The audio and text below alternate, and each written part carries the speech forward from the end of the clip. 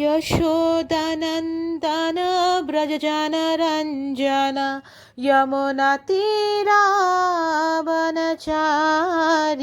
जय राधा माधव कुञ्ज।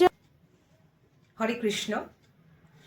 আপনাদের সুশোভিতা গোপিকা দেবী দাসী আজকে আবার একটা ছোট গল্পের সাথে, যার নাম ডুডো খাবো টামাকো খাবো। বিধানপুরের এক জমিদারের এক গুণধর পুত্র ছিল। তার গুণধর পুত্র খুব ছোটবেলা থেকেই নানা রকম বদ অভ্যেসে অভ্যস্ত ছিল। তার এই নানা রকম বদ অভ্যাসের মধ্যে একটি ছিল তামাক সেবন করা। সে তার পিতার দেখা দেখি রূপোর গড়গড়িতে নানা রকম স্থানে নানা রকম তামাক সেবন করতে অভ্যস্ত ছিল। তো অতি বাল্যকাল থেকেই এই অভ্যেস থাকার জন্য সে যক্ষা রোগের শিকার হল।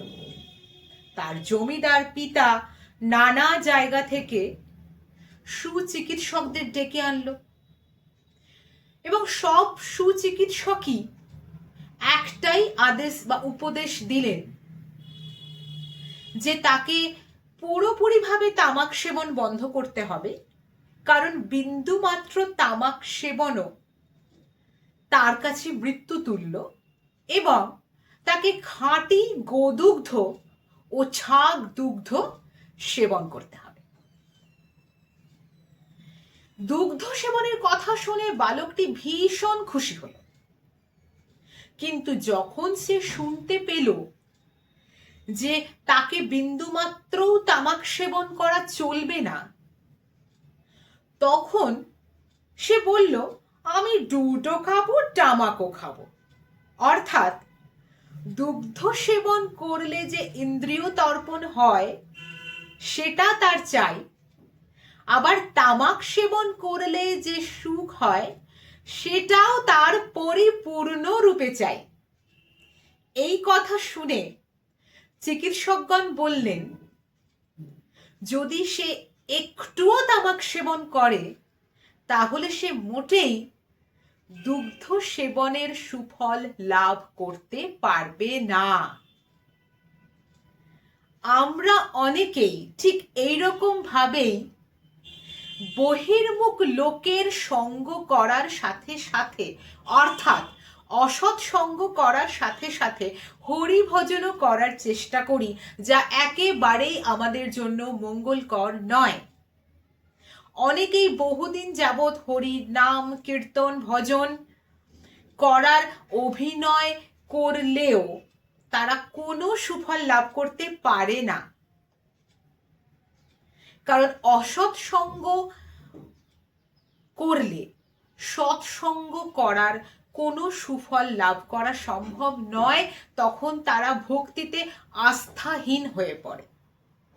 তাই চৈতন্য চরিতামৃতের আদি লীলার ৮ম অধ্যায়ের ১৬ নম্বর পরিচ্ছেদে বলা হয়েছে, বহু জন্ম করে যদি শ্রবণ কীর্তন, তবু তো না পায় কৃষ্ণ পদে প্রেমধান।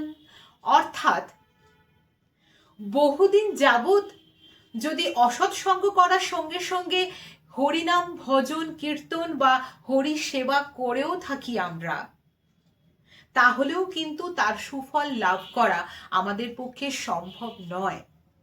তাই শ্রীমদ্ ভাগবতে বলা হয়েছে, তত দুঃখ সঙ্গম উৎসৃজ্য সৎসু সজ্জেত বুদ্ধিমান। অর্থাৎ বুদ্ধিমান মানুষ অসৎসঙ্গ পরিত্যাগ করে সৎসঙ্গ গ্রহণ করবে। তাই চৈতন্য মহাপ্রভুর পার্শ্বদ জগদানন্দ পণ্ডিত বলেছেন, কুটি নাটি ছাড়ো মন করো সরল, গৌরভজা লোকরক্ষা একত্র নিষ্ফল। হয় গোড়া ভজ নয় লোক ভজ ভাই, এক পাত্রে দুই কবু না রহে এক ঠাঁই। জগাই বলে যদি একনিষ্ঠ না হইবে, দুই নাই নদী পারে দুর্দশা লোভিবে। হরে কৃষ্ণ। যদি আমার গল্পটা আপনাদের ভালো লেগে থাকে তাহলে একটা লাইক অবশ্যই দেবেন। আপনাদের মতামত কমেন্ট বক্সে জানাতে ভুলবেন না। তার অপেক্ষায় আমরা থাকব। চ্যানেলটিকে সাবস্ক্রাইব করবেন এবং আপনার বন্ধুদের মধ্যে শেয়ার করতেও একেবারেই ভুলবেন না। সকলে ভালো থাকবেন, হরিনাম সংকীর্তন করবেন। আজকে আসি। হরে কৃষ্ণ। জয় শ্রীলা প্রভুপাদ।